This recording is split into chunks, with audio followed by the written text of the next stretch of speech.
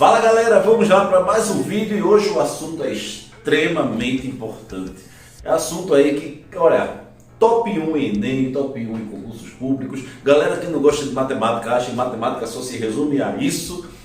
Mas antes de dizer que assunto é esse, se inscreve aqui no canal, colabora com esse projeto, manda pra galera aí conhecer e passa lá no nosso Instagram que tem muita coisa boa também. E lembre que também temos um mini curso de matemática rolando no nosso canal do Telegram. É muita coisa. O nosso assunto de hoje é proporção. E vamos começar dando uma olhada nisso aqui. Olha, imagina essa situação. Um forno tem sua produção de ferro fundido de acordo com a tabela abaixo.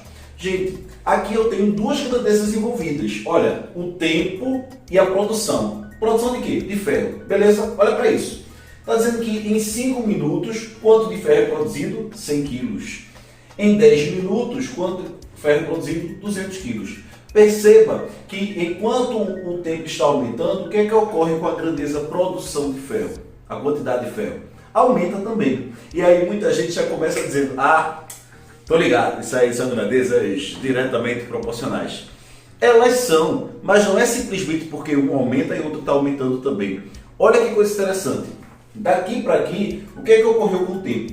Foi multiplicado por 2, foi dobrado. Daqui para cá, a produção dobrou também.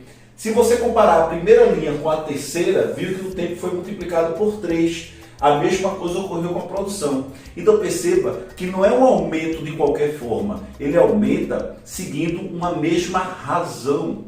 Um mesmo número sendo multiplicado ou dividido. Então, gente, utilizando a linguagem mais chique, o que é que a gente vai fazer? Se os números A, B e C, 3 números, são diretamente proporcionais a x, y e z, ou seja, se A é diretamente proporcional a x, B a y e c a z, então, olha a nossa conclusão. Isso é muito importante. Se você dividir esses números, o valor da divisão é sempre igual, que eu chamei aqui de uma constante K. Eu estou dizendo que a produção é diretamente proporcional ao tempo. Se você pegar as medidas correspondentes, olha o que vai ocorrer. 100 dividido por 5 dá 20. 200 dividido por 10 dá 20.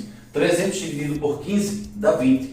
Duas grandezas são diretamente proporcionais quando a divisão entre os valores correspondentes dessas duas grandezas dá sempre o mesmo valor. É uma constante. Agora, olha essa outra situação.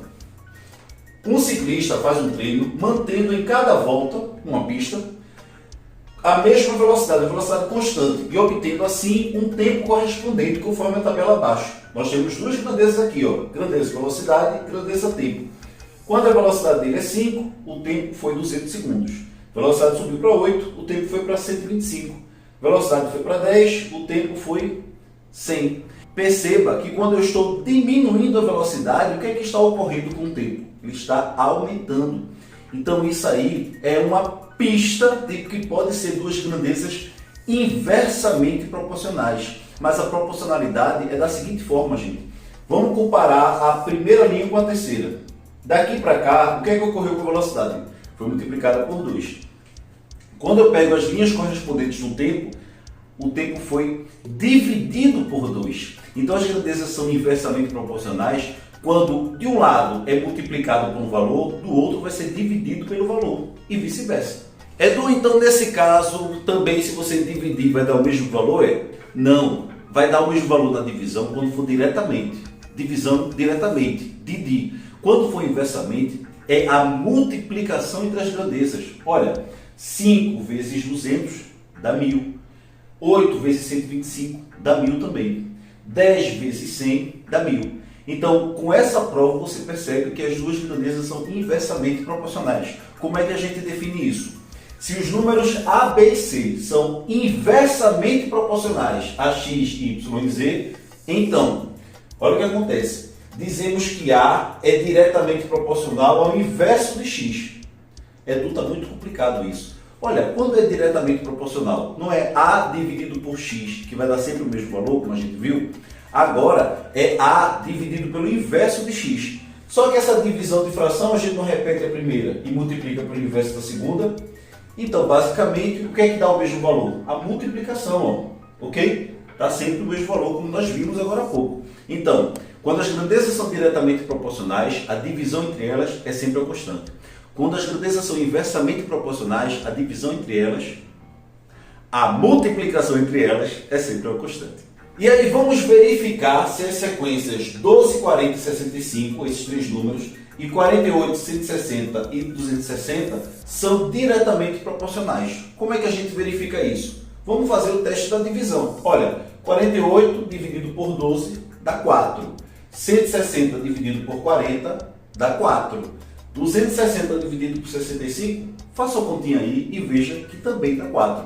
Perceba que eu peguei os valores correspondentes. E como sempre a divisão deu o mesmo valor, significa que esses três números são diretamente proporcionais àqueles lá. É bem mais fácil do que parece. Sim, Edu, mas tu dissesse no começo da aula que seria uma aula sobre proporção. Até agora eu só estou vendo esse negócio diretamente, inversamente. Então, proporção é uma igualdade entre razões. Quando você tem razões igualadas, aquilo ali está formando uma proporção. Então, ó, eu tenho uma razão e aqui eu tenho outra razão. Como elas estão igualadas, isso forma uma proporção. Como é que eu leio essa proporção? Acompanhe aí na legenda. A está para B, assim como C está para D. E aí, olha que coisa interessante. O A e o D que ficaram aí nos extremos são chamados de extremos. E B e C que ficou aí no meio são chamados de meios. Ah, Edu, mas eu lembro que tem meio para os extremos, né? Numa proporção, A e D são extremos, B e C são os meios.